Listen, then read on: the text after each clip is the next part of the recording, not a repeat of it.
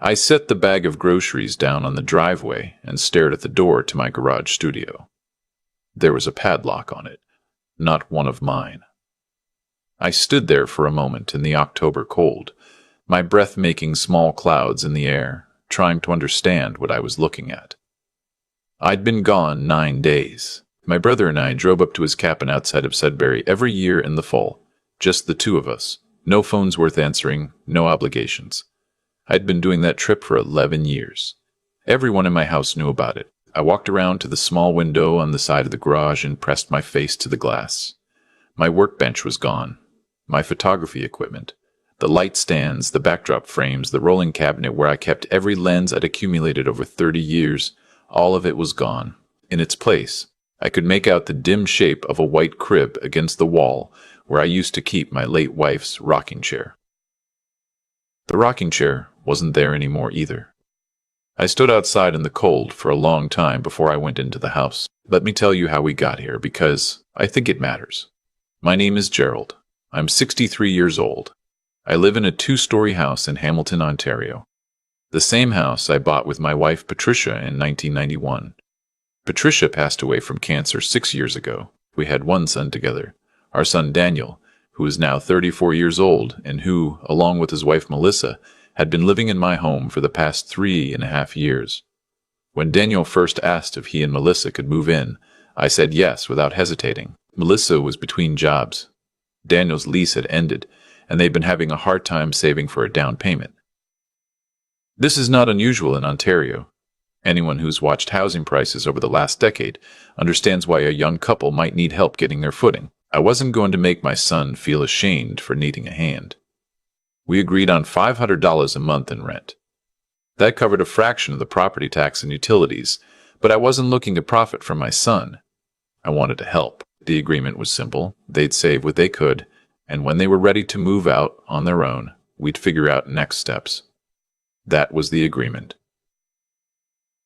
What actually happened over the next 3.5 years was something else entirely. The $500 came regularly for the first 4 months. Then Melissa lost her second job, the one she'd found after I'd already said yes to them moving in, and suddenly $500 was too much. Could I take $300? Just for a few months? I said yes. 3 months became 8. 8 months became 1.5 years.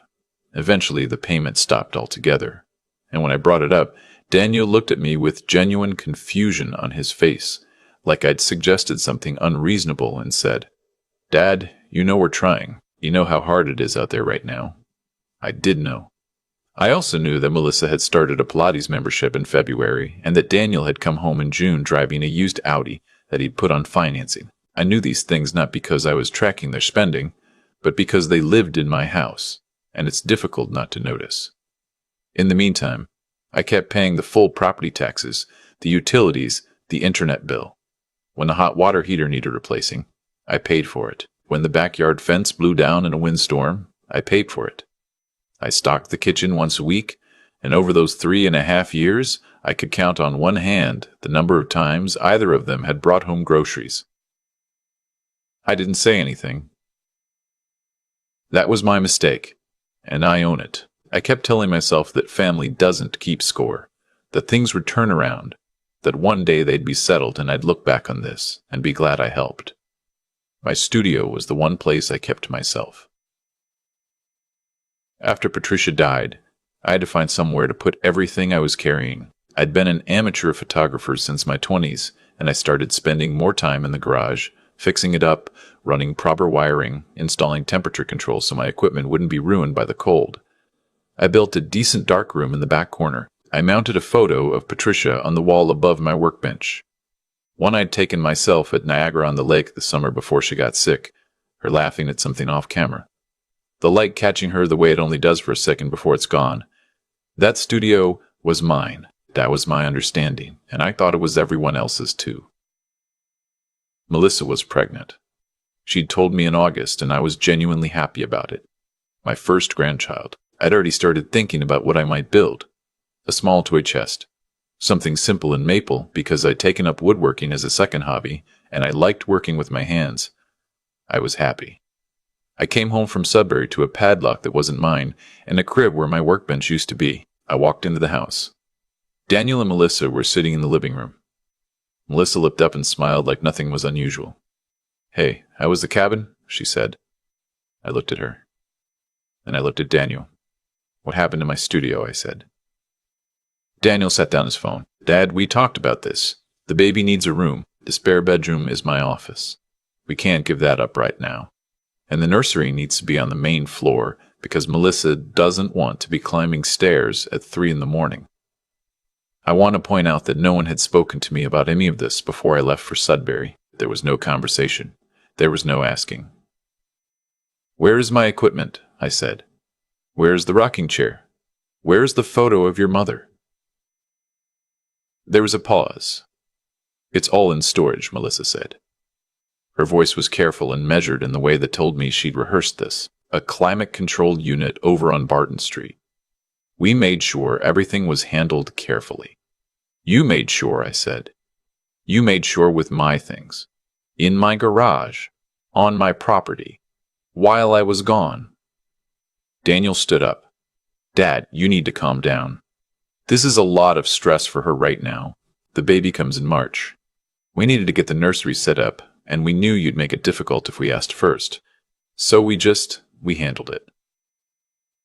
I want you to understand what he just said to me. He told me that they knew I'd object to my personal belongings being removed from my own property without my permission, and their solution to that was to simply not ask. I asked Daniel one question. "How much is the storage unit costing per month?" He told me $140. I looked at him for a long moment. "I want my studio back before the end of the month," I said. Everything returned exactly where it was. That is not a discussion. I went upstairs and closed my bedroom door. The next 2 weeks were tense in the way that only a shared household can be tense. Meals at different times. Conversations reduced to logistics. A coldness that everyone pretends isn't there. Melissa would occasionally make pointed comments about stress levels and the effect on the baby. Daniel told me I was being selfish. He told me I wasn't thinking about the bigger picture. The bigger picture. The two of them had lived in my house for 3.5 years. They had paid me a total of somewhere around $5,000 over that entire time, less than 2 months of market rent for a 2-bedroom unit in Hamilton. They had never once bought a week of groceries. They had made no contribution to the household expenses beyond that token amount, and even that had stopped. And the bigger picture, according to my son, was that I should hand over my studio. I told Daniel that if the storage fees were a burden, I was happy to come pick up my own things and bring them back where they belonged. He told me I was missing the point. I told him I understood the point just fine. Then Melissa's father got involved. His name is Robert, and he lives in Mississauga. I had met him perhaps a dozen times over the years. A large man with strong opinions and a habit of speaking very loudly in situations that don't require it. He showed up at my door on a Tuesday afternoon. I hadn't been told he was coming. He sat down in my kitchen and he told me that I was creating an impossible situation for his daughter, that I was putting the health of his grandchild at risk through stress, and that any reasonable person in my position would understand that a nursery takes priority over a hobby room. I let him finish. Then I asked him a question. "Robert," I said, "in 3.5 years, have you ever offered to help Daniel and Melissa with a down payment on their own place?" He looked at me. "That's not the issue here," he said. "I think it is," I said, "because if the issue were truly the well-being of your daughter and grandchild, the most direct solution would be for them to have their own home. You drove here from Mississauga to tell me I'm being unreasonable. I'm asking what you've done." He left shortly after that. He was not happy. That same evening, Daniel came to find me in the kitchen. "You humiliated him," he said. I asked him a question. I said, "Dad, I need you to hear me. We are not in a position to move out right now. You know that. And we need that space for the baby. I don't understand why you can't just let this go." I looked at my son for a long time. He was 34 years old. He looked just enough like Patricia around the eyes that it still catches me sometimes. "I need to ask you something," I said, "and I need you to be honest with me." He said, "Okay." Did you go into the lockbox in my bedroom? I watched his face. He looked away first. Let me explain why I asked that. I had started to notice small things over the previous year. A bottle of scotch that emptied faster than I was drinking it. A small amount of cash I kept in my desk that seemed lighter than it should have been. I told myself I was being paranoid. After Robert's visit, I decided to stop telling myself that. I checked the lockbox that night. I had kept a spare savings bond in there, a series I bond my father had purchased for me, worth approximately $2,000. It was gone. I called my brother in Sudbury the next morning and told him what was happening. He told me to call a locksmith and change every lock in the house. He told me to call a lawyer. He was right on both counts, but I wasn't ready yet. What I did instead was sit down and go through my finances very carefully for the first time in 3.5 years. I added up the unpaid rent, the groceries, the utilities, the repairs, the property tax that had been going up every year. I am not going to give you every line of that accounting, but I will tell you that when I was done, the number was significant. Tens of thousands of dollars over that time, when everything was included, money that I had spent housing and feeding and supporting 2 adults who drove a financed Audi and kept a Pilates membership while telling me they couldn't afford to save for a home of their own. And a savings bond that was no longer in my lockbox. I made an appointment with a lawyer. Her name was Catherine, and she was efficient and clear. She told me that because Daniel and Melissa had no formal lease, I could issue a notice to end tenancy under Ontario's Residential Tenancy under Ontario's Residential Tenancies Act, specifically a Form N12 for landlord's own use, requiring 60 days' notice. She told me that, given the absence of a lease and the circumstances, I had a clean path. I told her about the savings bond. She told me that was a separate matter, and that I should contact the police. I contacted the police. What followed was several weeks that I am not going to describe in great detail, because they were genuinely painful in ways I hadn't expected. Confronting your own child in your own kitchen with 2 officers present is not an experience I would recommend. Daniel denied it initially. He then admitted to taking the bond temporarily and said he'd intended to replace it. He said Melissa didn't know. Melissa, for what it's worth, said nothing at all. The officers explained that this was a matter that could result in a theft charge. In the end, I agreed not to pursue charges on the condition that the bond be replaced in full within 30 days.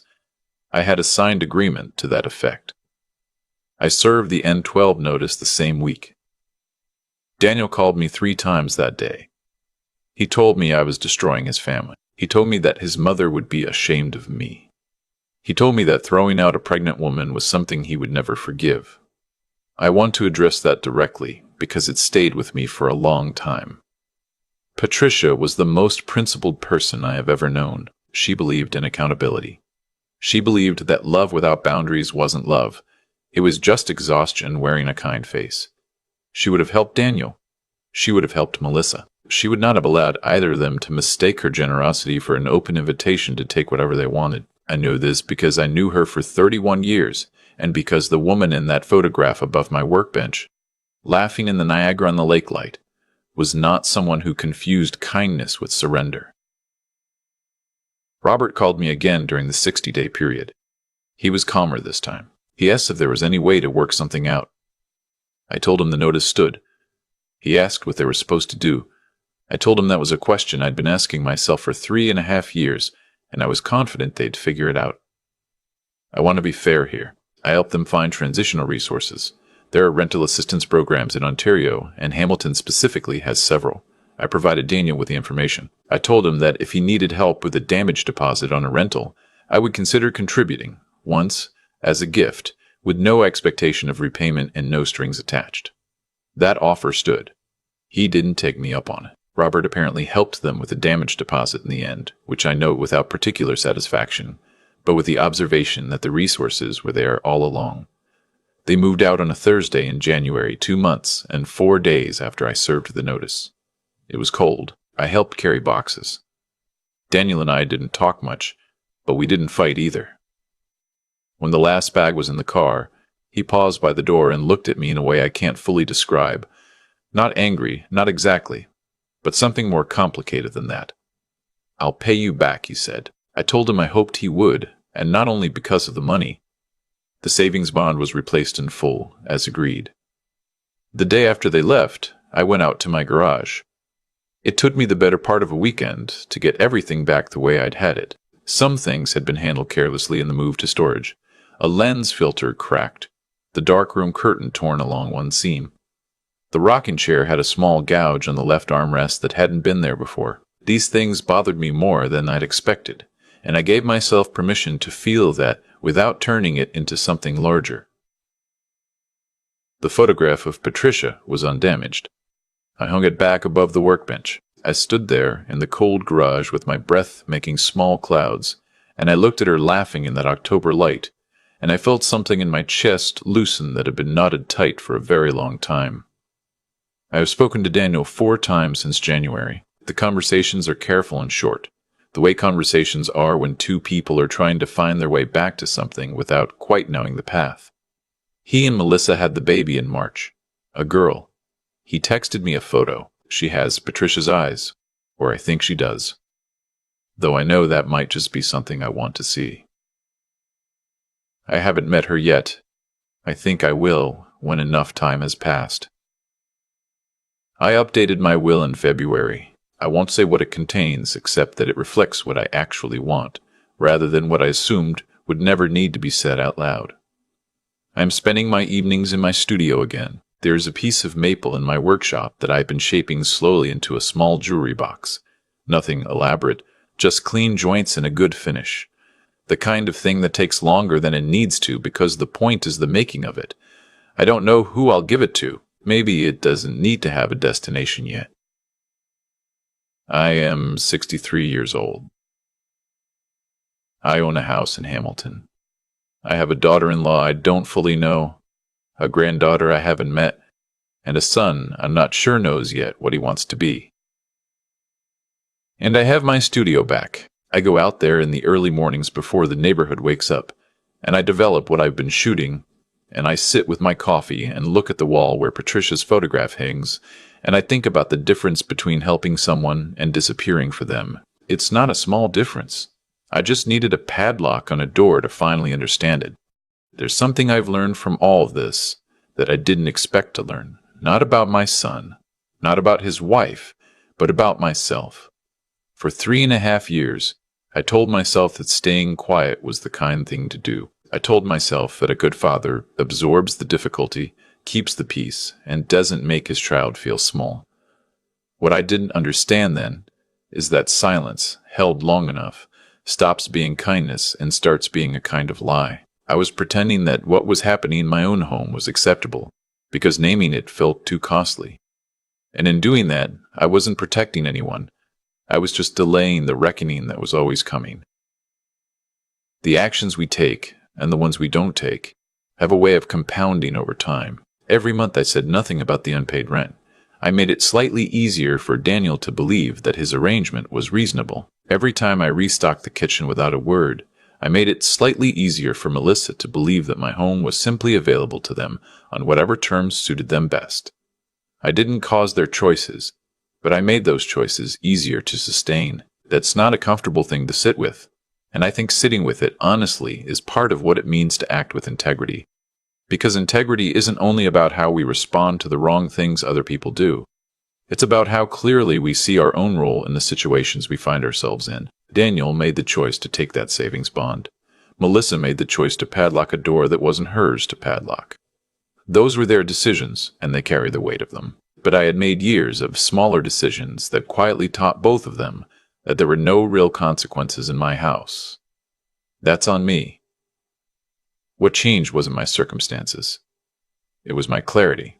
The moment I stood in front of that padlocked garage door, something in me stopped negotiating with what I was seeing.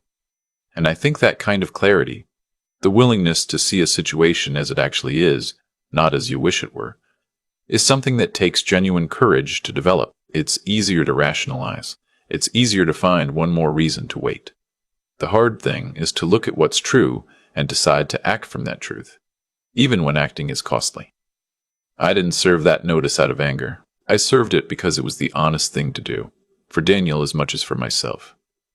There is nothing kind about allowing someone to continue in a pattern that diminishes them. My son is a grown man. He needed to find out what he was capable of when the floor stopped being held up for him. I hope he's finding that out. As for me, I'm in my studio most mornings now. I make things with my hands. I take photographs of ordinary light falling on ordinary things. I drink my coffee and I look at Patricia's photograph and I feel, most days, like a man who finally decided to live in his own life instead of quietly disappearing from it. That's not a small thing to get back.